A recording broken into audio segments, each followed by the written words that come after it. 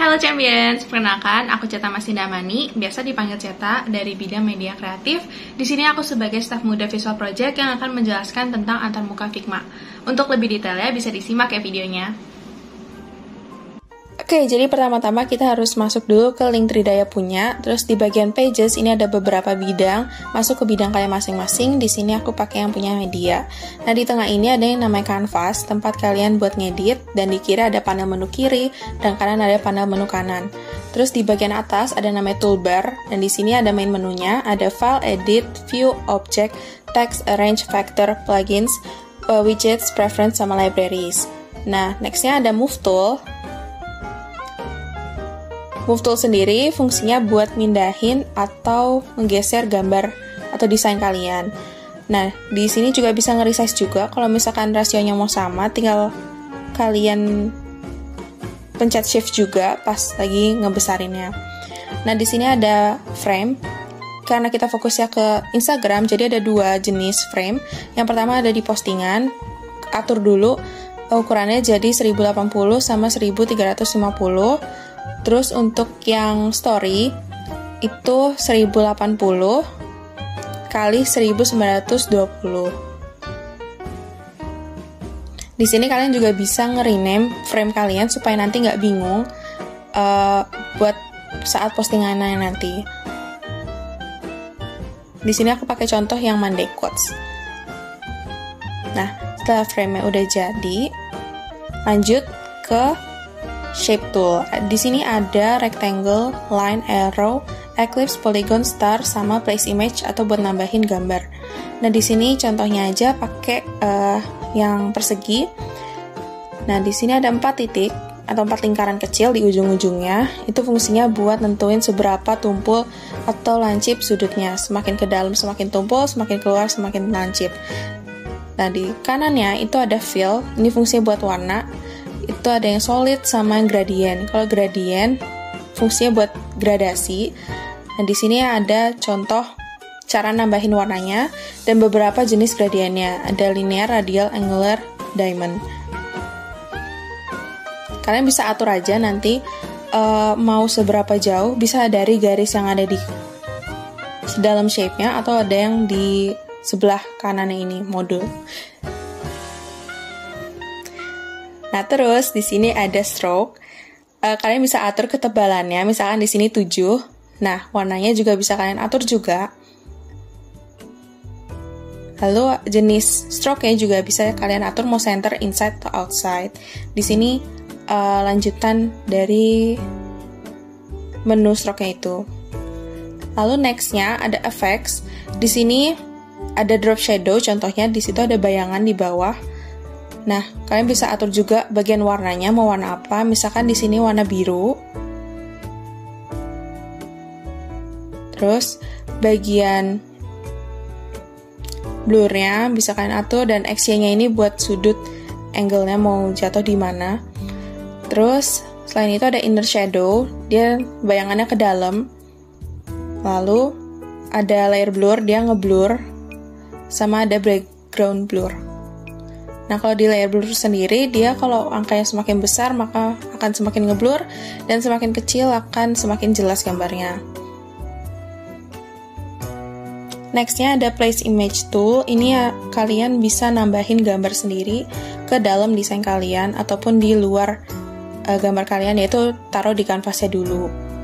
Misalkan di sini, aku naruh di luar kanvasnya dulu, supaya bisa nge-resize di luarnya dulu. Nah, kalau mau nge-resize itu pastiin pakai shift supaya gambarnya ini rasionya tetap sama walaupun dia mengecil gitu.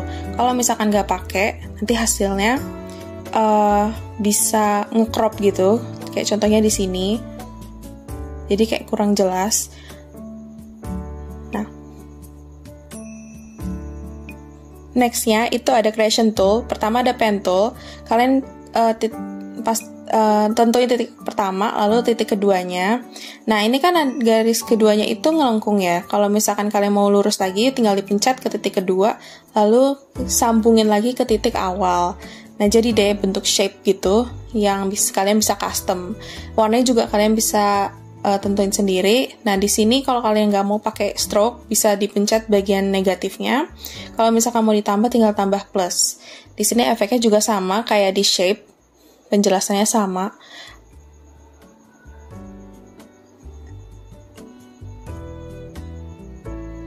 Nah, next-nya itu ada pencil tool.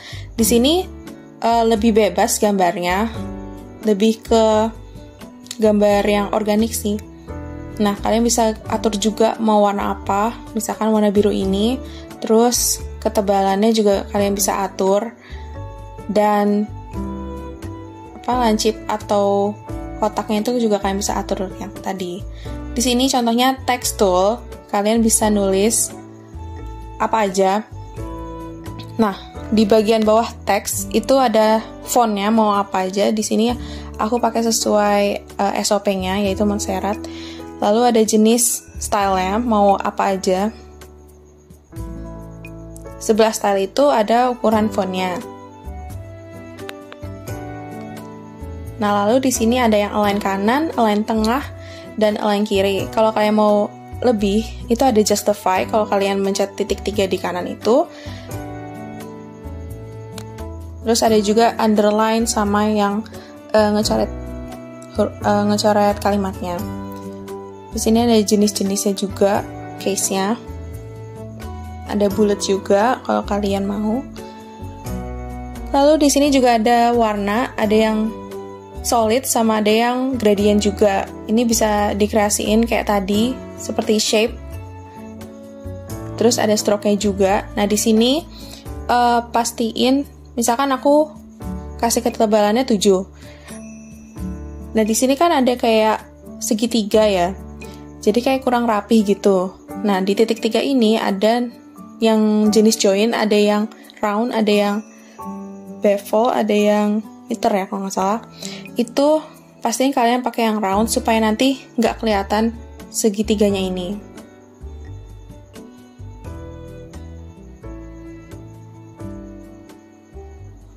Kalian juga bisa ganti warna dari stroke-nya, terus ada efeknya juga sama seperti yang ada di shape.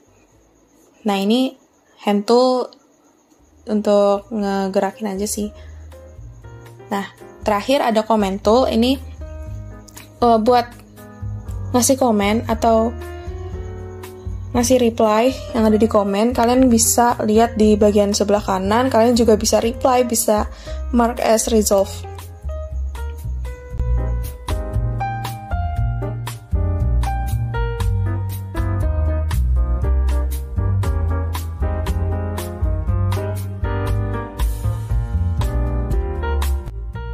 Nextnya ada hand tool, ini fungsinya buat ngegeser kanvasnya aja. Terus ada comment tool, ini kalian bisa ngasih komen ke desainnya itu.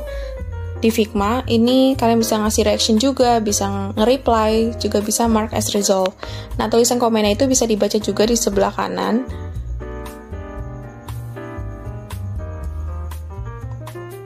Nah, terus yang terakhir ini ada plugins. Dia tadi fungsinya itu buat kayak extension tools-nya. Nah, kalian bisa nyari banyak banget di manage plugins jenis-jenisnya. Kalau di SOP-nya itu kan sudah ada kayak remove background ya. Kalau di sini aku coba pakai yang Unsplash. Ini buat nyari gambar. Nah, contoh di sini buat nge-remove background, ini pakai yang remove background dari icons 8 itu.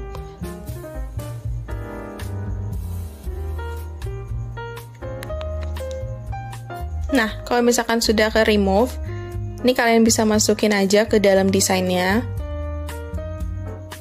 Contohnya kayak gini.